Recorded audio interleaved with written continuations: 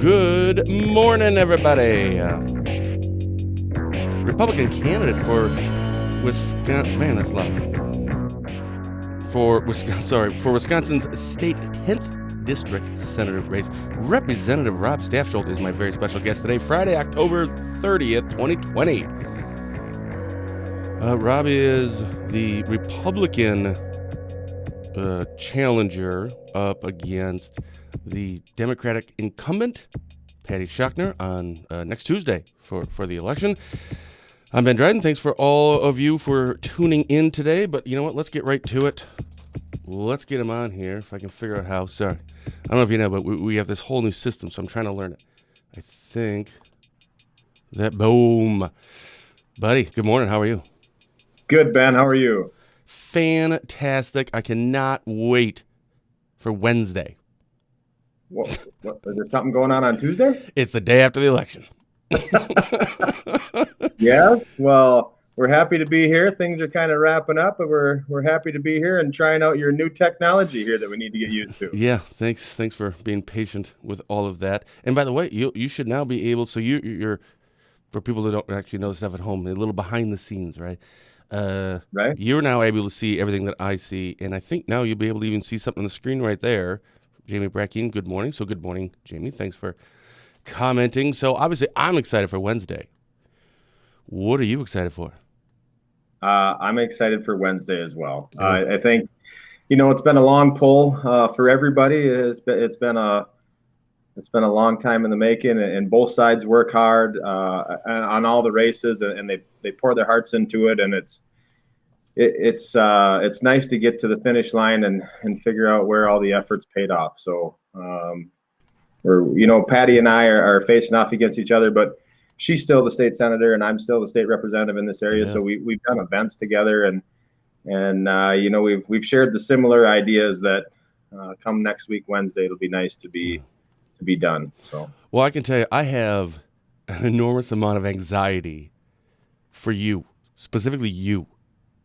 And I can't shake it, man, because I think last time you were on, what was that? I don't know, spring, maybe early summer. It was the last time you were here, and I think I kind of brought it up then that I don't know if you're like a masochist or what, but the fact that you have a job now, right?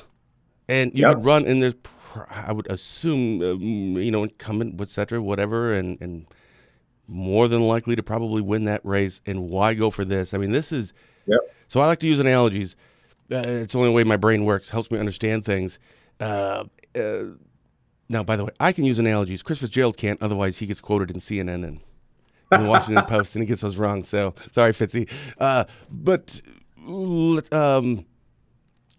for people who don't know, if you lose this, you just don't lose that, because that's part of it. I mean, you run for an office, and people elect you or don't. So Senator Schuchner could be out of that job if she loses. But it's interesting that your situation, you don't even get to keep your representative's job. This is like, well, Dave Wilson, right? Shelly Police Chief. You know him. Yep. You've known him for a long time. Great guy. Yeah. He's a chief of police. He decides to run for sheriff in whenever that would be, a couple years. So he decides to run for sheriff. He doesn't win. And then he's just out of a chief of police job. Now, that's not true, but that's the situation that you're kind of in. It's, man, now what do I do? Right. So one of the things that you evaluate is, I'm the sitting state representative for the 29th Assembly District. And to run for the Senate district, you have to give up your Assembly district. This is not a special election. So, that happens sometimes where somebody moves out of the Senate. It happened when Sheila Harsdorf became DATCAP secretary. That was a special election. So all of the folks that entered into that race, it was kind of a free try, right? So if you tried it and you lost, you retain the position you're elected to. But in a general election, in a regular election, I have to actually file a non-candidacy for the Assembly district in order to run for the Senate district, which I did. And there's folks running for my seat. So to answer your question, if I lose on Tuesday, I'm out. So go big or go home, I guess, is the idea. And it took a little soul searching to make that decision, but I'm comfortable with it. I thought it was the right decision. And, at some point, the people who believe in me and support me elected me to the 29th Assembly District. So I feel a little debt of gratitude to those guys, and a little bit of, okay, if I try to do this other thing, all the effort that they did could potentially be lost, and that's something that weighs in on you. But I think it's the right thing to do, so that's what we're doing. Who is running in your? I can't remember which one. Is that the one with Clinton Moses for your representative seat? Yep, Clint Moses and John Calabrese. John Calabrese. Yep. Well, obviously, I was just going to ask you who do you think is going to win, but of course you're going to have to say the Republican, which I think is Clint Moses. I don't know anything about either of those two, by the way. I don't really follow that stuff that much. How's that campaign going in the 27th? I mean, that's kind of your, I don't know if you want to say like, your baby, right? I want to make sure it's in good hands. And so that's the other thing.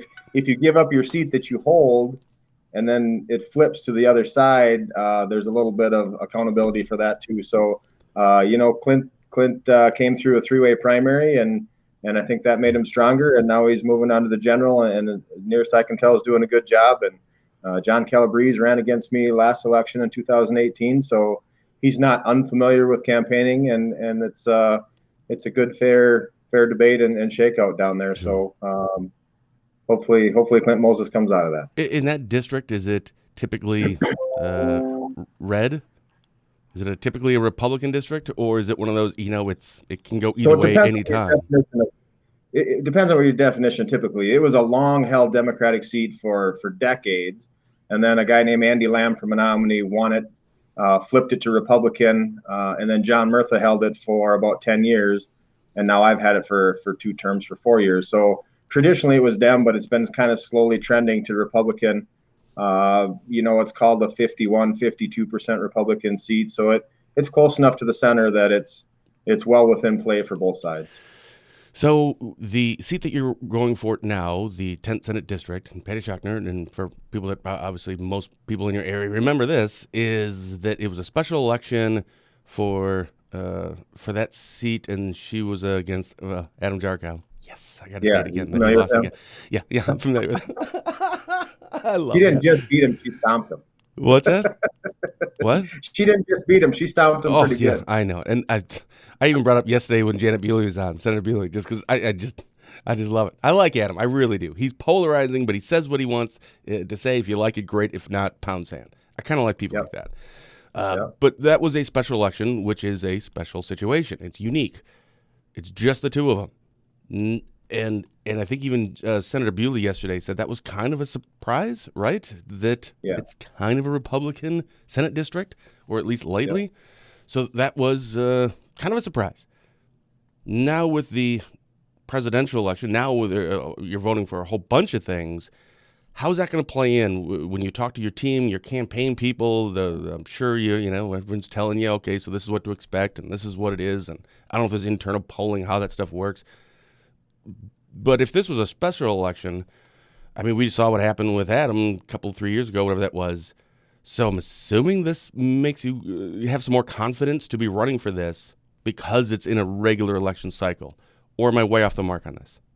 No, you're right. And there's several things. Obviously, when I decided to give up my assembly seat, I hyper-analyzed this, laid awake in bed at night thinking about it, trying to make sure this is something that I thought was at least possible. And if I run for it, I think it's a good, solid, fair fight. And I think that if I come out Tuesday victorious, that would be great.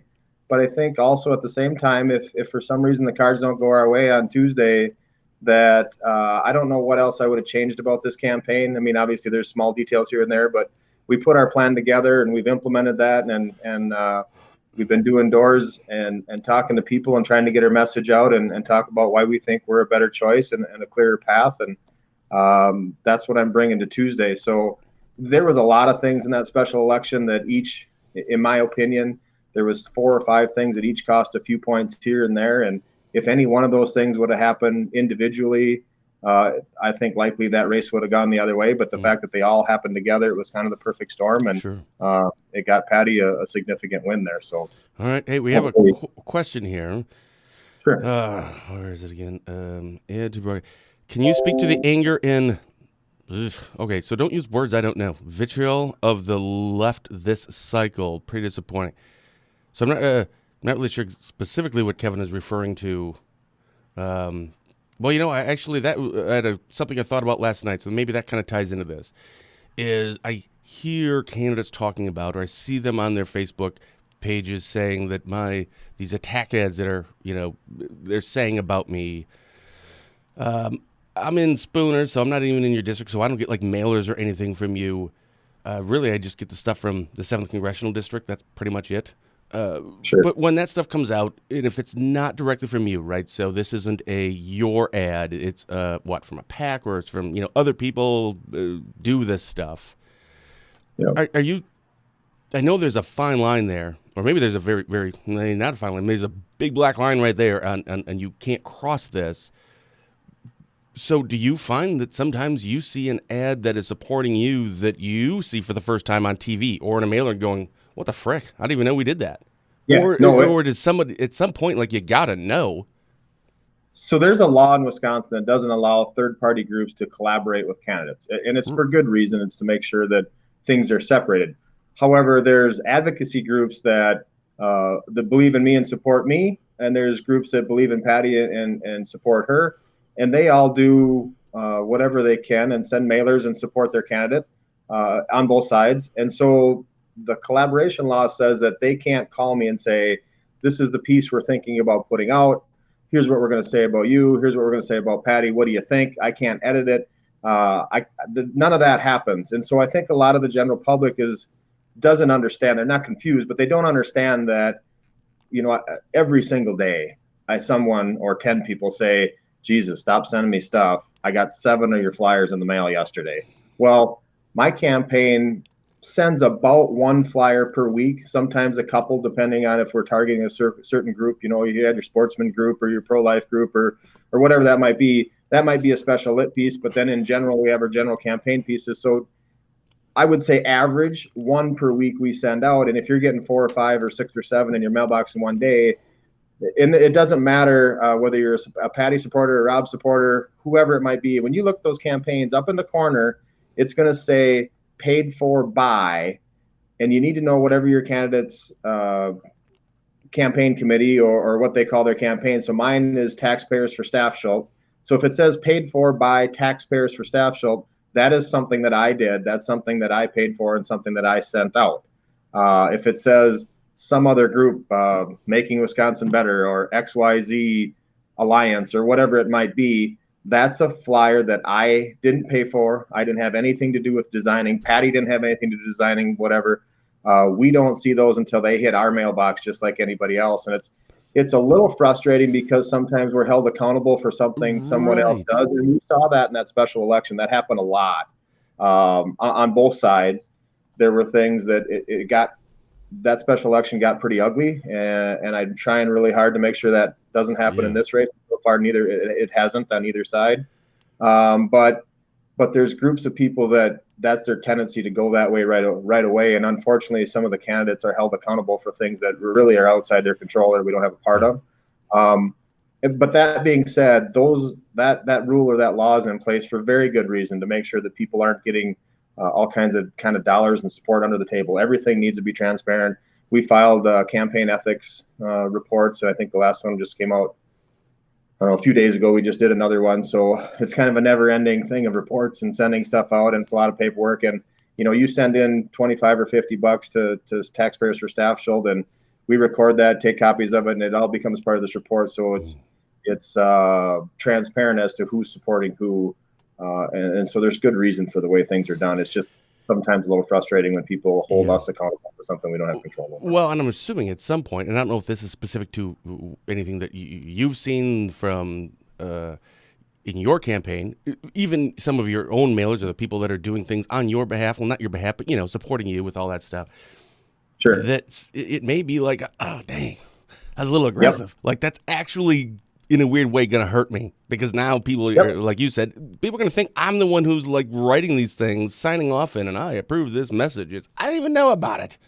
And then again, that goes on both sides, right? It's not just like you, and this is specific to Rob Stafsholt or Republicans. I mean, I'm assuming that's got to be frustrating when you don't have any control over that.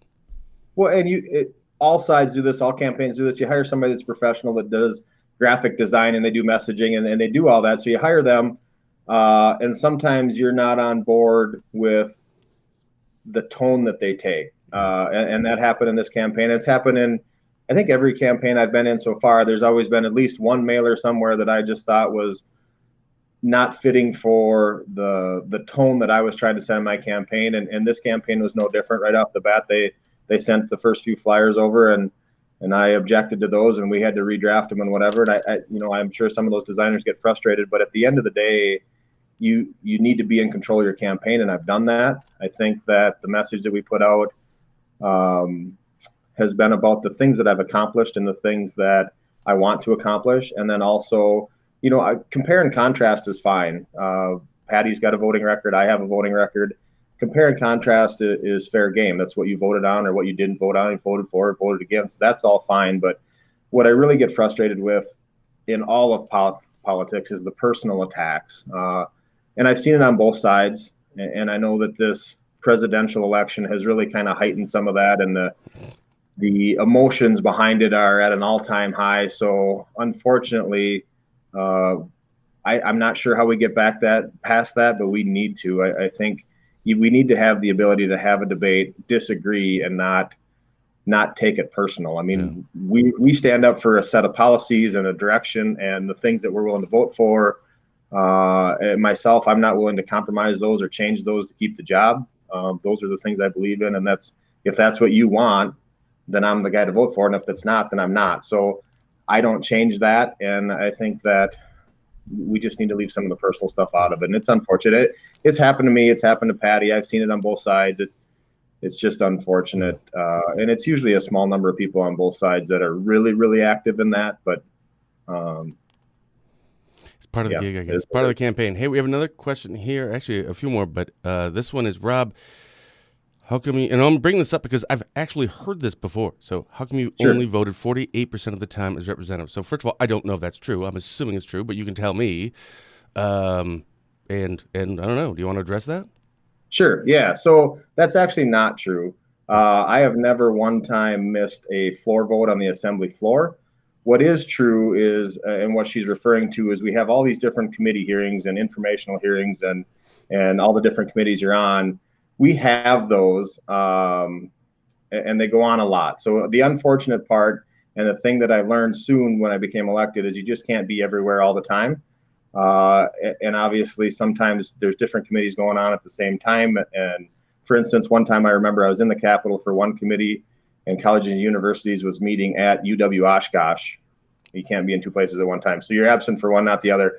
Not to say that, there was committees that we didn't get to or whatever. And there was I forget, there was a couple committee votes in those committees we didn't make. But the most important job for anyone who's elected in the state legislature is voting on the assembly floor. And I have never, not one time, missed an assembly floor vote. So one of the things about these committees that I think is important to bring up is the state assembly has different rules than the state senate does. The state senate, you can actually call into those, where the state assembly, you have to be in person to be considered. Real quick, if you don't mind me interrupting, I apologize. Why?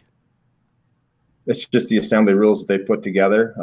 Senate, I think most Senate districts cover a large geographic area, and those, there's less senators and the same amount of committees. So those people are trying to really be in a lot of places at one time. So they've got the ability to do some call-in stuff. Unfortunately, the assembly didn't. And there was times I couldn't be in more than one place at one time. Along with that, these are a lot of times informational hearings where they provide general information for decisions to be made later. And they're on Wisconsin Eye. I can watch them live wherever I am. They also put them on Wisconsin Eye later, so I can go back and watch them later if I couldn't watch them when I could. My staff in Madison is fantastic, and they go and they take notes on these committees. So the information still gets to me. I still get the chance to ask questions. The other thing is, people who come and testify on these individual issues almost always submit written testimony. So the page that clerks the committee, they pick all those up and they distribute them to our office. So I got all that. I still got all the information. And like I say, I never missed one assembly vote on the floor. Yeah. See, I would just say that I'm not going down for all of those things or being a part of every single one of those, all the informational things, whatever, because I'm saving taxpayer dollars, man. That's what I would say. Well, and that's true too. I looked it up, and I don't hold me to this number, but it's somewhere around $400 that the taxpayers pay me if I go down and back in the same day. And if you start adding overnights, it's more than that. to gather information that I can still get under other ways. I see. And I guess there's days that I miss committee meetings when I was doing constituent work with constituents that were having issues and having problems. Yeah. My personal belief, and not everybody believes this, but my personal belief as an elected official is my number one job is to respond to constituents. Since I've been in office, we kept track. We looked at it, I don't know, a month or two ago, and we've had over 3,500 constituent contacts in 4 years since I've been in office. And then if you include the follow-ups, we're over 5,000. So that's what I try to focus on. And that's honestly the reason I ran, was to work on problems and issues and make things better for the people, my friends and neighbors and people in this area. And so sometimes I'm meeting with those constituent issues too at the same time. All right, we have another one on here, and ask Rob what his opinion on nonpartisan redistricting is. So just about the redistricting in itself, that whole topic. What are your thoughts on that? So redistricting and having a nonpartisan panel sounds fantastic. You bet. Yeah, almost too good to be true, which I think possibly it is, because I think, right now the Republican-led legislature draws those maps, and anybody on the Democrat side says that they're unfair. Mm-hmm. So if we have Governor Evers appoint a nonpartisan panel, they're still going to be appointed by Governor Evers. Whoa, so I'm sorry. I didn't know that part, actually, because I'm really not familiar with this. I just assumed that, okay, if there's a nonpartisan thing and Democrats are pushing for it, it's because it's going to benefit Democrats, which that's fine. If it was the other way around, Republicans would want to do the same thing. It's a political thing. It's going to benefit you so you get more votes in more districts. Right. It's just how it works, right? So I'm fine with that. Right. But so I did not know that the governor's the one who actually appoints the people, because I don't know, what was it in there? Like nonpartisan, wherever that question went. Yeah. Is it really anymore? So that's my point in this discussion, is to get to that end sounds good. If we could get there, I don't know anybody that would object to that. But the problem is that realistically and in reality, somebody has to appoint those people. And whoever that person is going to lean a little bit towards their benefit, whether it's the governor, it's the legislature, whoever it is. You find a panel of people to make a panel of people, and the people that had the first panel to make the panel, somebody had to put them there. So as good as it sounds and as sexy as it sounds, I don't know how you effectively, in reality, make that happen. The other thing I'd like to point out is people talk about, like right now, the Republicans are in power. The Democrats used to be, so they drew the maps. At some point, the Republicans won in order to be in power to draw those maps. So, at some point, Patty Shockner won a seat that everybody thought was Republican. So I think, you can make the argument of gerrymandering, but you can also say, well, if they were gerrymandered, Patty Shockner wouldn't be the Democrat senator sitting in the 10th Senate District right now. So it's an interesting topic. And like I say, the end goal is solid. I just don't know the path to get there. Yeah. So I'm going to have to look into it a little bit more. Because when I first heard about this, right, a nonpartisan people, this, and redraw, I'm like, yeah, I don't know, sounds fair. Now, I'm not a real big fan of fair, right? Because fair is just for kids. As an adult, there is no fair. But it's just kids. You get 11 presents, and your sister gets 12 presents, and you're upset, because that's not fair. And that's how it is, because they're kids. But we're adults, and fair doesn't work. Yeah, exactly. So, but it seemed like hey, that seems legit, right? No political agendas. No one's a politician that is on this thing to redraw them. I would have no problem with that. But honestly, I literally did not know. I feel kind of stupid for not knowing that, because I've never really looked into it. I just look at, the flyers or the headlines and stuff and go, yeah, that makes sense. But I didn't know that an actual, not just a partisan person, but the governor, whether Republican or Democrat, is the one that is selecting those. Yeah, I'm going to kind of have to rethink that one. I'm going to have to look into that. Yeah, and there's different states that do it in different ways, but that's what's been proposed in Wisconsin, is have Governor Evers put together a nonpartisan panel. Yeah, well, that's stupid. Whatever. But I don't know. I mean, I have to look into it a little bit more. You had sent something, and I'm sorry, I crashed early last night, and I saw it this morning. So I wrote down Gray Wolf, and I can put this up here later today, or after our show. Sure. Gray Wolf delisted in Wisconsin. I know I put out a statement from Representative Tiffany, because I know that he's been on the forefront of a lot of this stuff. Sure. Do you want to talk about that a little bit? Sure, we certainly can. I think this is an issue that I've worked on far before being in the state legislature was even a a thought in my mind. It's an issue I've been working on for 20 years with different sportsmen's groups. I've been a part of farming groups, organizations, and it's been something that's been going on for a long time. The state of Wisconsin promoted the gray wolf in Wisconsin to be reestablished, and they set goals and parameters. The biologists did. It wasn't a public survey. The biology did that. They set a population goal originally of 100. And then guys like Adrian Weideman up in northern Wisconsin was the wolf ecologist for a long, long time. He's now retired. They decided that 100 wasn't a safe number, so they bumped it to 350. So that's the population goal. It's been 2 or 3 or 4 times that for a long, long time. And unfortunately, we always get chastised for not following the science. But then when the science gets to the point where we're at 1,300 wolves and the goal is 350, they don't delist them for political reasons, and we delist them, and then they'd get sued and they'd get back on the endangered species.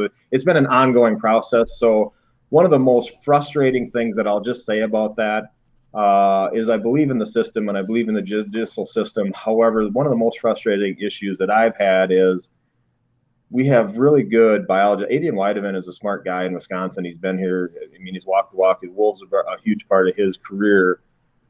He told me that it was time to delist a decade ago, at least. People on the other side that want way less wolves, they wanted to delist. So everybody in Wisconsin agrees, but you've got a judge in Florida or people in some state far, far away that get to decide how Wisconsin manages the Wisconsin wolf population. I just think that's wrong. I think Wisconsin is best suited to manage Wisconsin's wolf population. Yeah. And hopefully it sticks this time. I'm happy to see that it's back in the hands here in Wisconsin and we can move forward. And not just Wisconsin, the surrounding states as well. You had said it got turned into a political issue. So full disclosure, I've never hunted in my life. I don't know anything about this stuff. We can fix that. No, so people hunt for, this is what I've come up with, 3 reasons. 1 of 3 or maybe multiple of these. Food, fun, or sport. I don't need the food that badly to go kill it. I can just go to Conamart and grab it. I don't think it's fun to take the life of something that's breeding. That's just my own personal thing. I think everyone else should go ahead and go shoot deer and so they don't spread diseases, and I don't hit them with my vehicle. So everyone can do that. In sport, I don't know. Give the deer a gun, and now it's a sport. But it's just not for me. I don't know. Maybe it's just because I don't want to go out in the cold in the middle of the winter and just sit there and wait for something. It just doesn't sound, just not something I like. But with that being said, I don't really understand the wolf thing is a political thing. How is this a political thing? So it's become a political thing by certain groups. The Humane Society of the United States has spent millions of dollars, which at the end of the day is really an anti-hunting organization. They do plenty of good things for animals that are in horrible situations, but at the end of the day, they have sued to keep them on the endangered species list because if they're on that list, they cannot be hunted. So their political motivation is to keep them on that list for as long as possible, so there's not a hunting season. Oh, it doesn't make any sense to me still. That's another thing I have to look up. See, I don't like talking with you anymore because now it's like I have homework. Like when we finish. That's the second thing I have to start looking into now. Well, maybe next week we'll flip it around and I'll sit in your chair and we can ask you questions. Hey, that would be no one would watch that, but that'd be fun. I'd like it. Dave Wilson and I'll team up together and we'll ask you questions.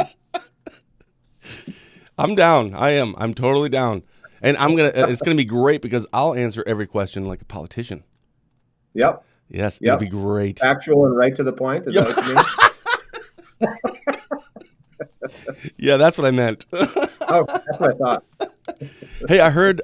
So tonight you are going to be in. I think, or maybe no. I don't think you're going to be here tonight. It was. I think it was Dave Armstrong in the 70.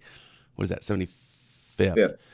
Yep. Yeah, I think Tom Tiffany and Keith Kern up in the 73rd running against Nick, Representative Milroy. They're going to be at the Spooner Civic Center doing something tonight.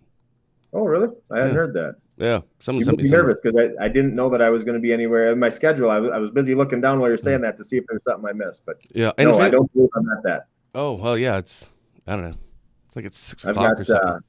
I've got the rest of the day busy knocking on doors. So we've been knocking on doors and we finished up Amory the other day and we've been doing Grantsburg and Frederick and some of the great places in the northern part of the district. And we've been virtually everywhere in the district, knocking on doors, just trying to talk to people and trying to respect people. So, I'm sure we'll get a criticism that we've been knocking on doors and going person to person. And I've got a mask here and we take the mask with us, the team and I, and, if people want to wear masks, we wear masks. And if people want us to stand 10 feet back, we do that. And if they're just not comfortable, that's fine too. So trying to find a balance between talking to people about issues that matter to them and their comfort level. And that's kind of how we approach every activity that we do, every event that we go to, whatever the people that are there are comfortable with. That's how we approach it. It's been an interesting year campaigning in the midst of COVID. So we'll see how it goes. So when do you start getting nervous or anxious? Right now, I mean, yesterday, so we usually do a 15 things you might not know about me. So I was a total idiot, and I waited till like Wednesday afternoon and said, dude, I need 15 things about you by like tomorrow morning. And you're and you're like, man, I'm in this place. I'm in this place. You were all, I think you had said like Rebecca Clayfish was up and you guys were, I don't know where you were. He's like, if I had known, I would have done that a lot sooner, but I didn't even know. And you just couldn't get it done. So you're keeping busy, very busy. Yeah. And I'm sure all candidates are right now in every race. But at what point do you think it's going to, okay, I can't do anything else at this point. So that's when the anxiety starts kicking in. Is it Monday? Is it Tuesday morning, Tuesday night? Personally, mine goes the other way.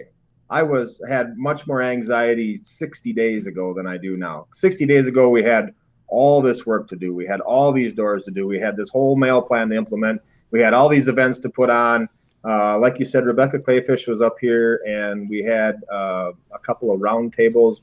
We had one in Hudson, but we really had one of the neatest meetings I've had so far was at a business in Dresser, and it was just much like this show. The conversation just kind of went where it went. We didn't really have an agenda, and it was women business leaders and talking about what was important to them, frustrations that they had, things that they thought were going good.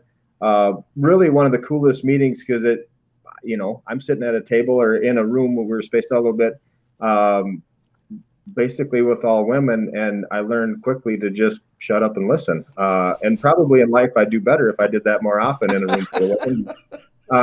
It was a fantastic conversation. We covered everything from childcare to a couple of these gals own their own business, and we talked about PPP loans. We talked about local organizations that they belong to and which ones were effective and which ones weren't, and just some of the challenges. And it was just an awesome meeting where I got to listen. And Rebecca Clayfish is just fantastic. I don't know if you she was on the show a few months ago. Yeah, and after the show, awesome. I had a whole bunch of people message me and say, you do know that it's like the worst kept secret in politics that she is gearing up to run for governor. And I'm like, no idea. I mean, let's get through this election first. We'll worry about 2020. So, but she was great. I liked her a lot. One at a time, let's go through. No, she's fantastic. And she actually, so when you get somebody to the level she's at, a lot of times they like to dictate and steer the conversation, and she just doesn't do that. She lets them bring up ideas, and then she asks questions or interacts, but she just follows the direction they wanted to go. So that meeting was great. It was a fun event for me. But back to your original questions, we do all those kind of things, and once your plan has kind of been implemented, and now I'm at the point where we're 4 days away. I don't know if I'm feeling good about it, but I'm at least at peace with I've done the things that I wanted to do in my campaign, and I hope that that's enough to get us over the top. Well, best wishes to you on November 3rd on Tuesday, and blessings to you and your family. Is there anything that you wanted to bring up? I mean, obviously we didn't really have stuff written down for talking points here. So is there anything that you did want to say? Any last messages? Anything else? No, I just, I'm Rob Stafsholt, a fourth generation farmer, a father of a 17-year-old daughter, and small business guy. And I truly would be an honor to represent the people of the 10th Senate District and have the opportunity to come back on DrydenWire from time to time and discuss things. So how many times have you said that? Well, not the DrydenWire part, but you made me practice 4 times before we came on. Make sure you say. Yeah.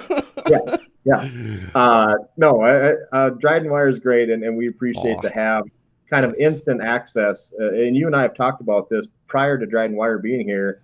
People got their news on Thursday, even if it happened last Sunday in their local newspaper, which is not anybody's fault. It's just the way it was, and this is a faster venue. So we appreciate you being here and doing what you do. And I'll look forward to you contacting me about when Dave and I are going to take on the questions for you. That sounds fun. Oh my goodness, it's going to be an absolute dumpster fire. I can't wait. Yeah, I can't. Dave hasn't. He's must be busy because I'm sure he's watching DrydenWire every chance he gets. Yeah, But he usually does watch them, but I think on Friday, I don't know what he does on Friday. He has a weird schedule. Like you're the chief of police. Just work Monday through Friday daytime, but he doesn't. Yeah, because he allows. When I'm out there knocking on doors, going down the street in Grantsburg, Wisconsin, I check Facebook, and he's sitting in a tree stand enjoying nature. Maybe he had a better plan, but he's a great guy. I've known him for a long time. I met him through my college roommate, actually. I remember you telling that story. Actually, tell that story again, because if you can anyway. I can't remember. I think you messaged me after one of our last shows or one of the shows we did, and you said, I actually know Dave. And it was something about a Cadillac or something, if I recall. Yeah, I met Dave years and years ago. I was college roommate was a guy that went to Chippewa Valley Tech to be law enforcement, which was what Dave was, and he grew up in a little town and up on the top point of Wisconsin. There's Port Wing and there's Herbster and Cornucopia, and those two guys. Andy grew up in Port Wing, and Dave grew up, I think, in Herbster or Cornucopia, and we were up there being young college guys around town. There is what we were doing, and he said, "Hey, you got to meet my friend Dave." And Dave comes cooking in this convertible car that was quite the image at the time. So I hope there's a picture of that somewhere. I can't picture Dave in that. I just can't. Yep. No, it's great. It's one of the true fond memories I have of back then, touring around all of northern Wisconsin. It was a good time.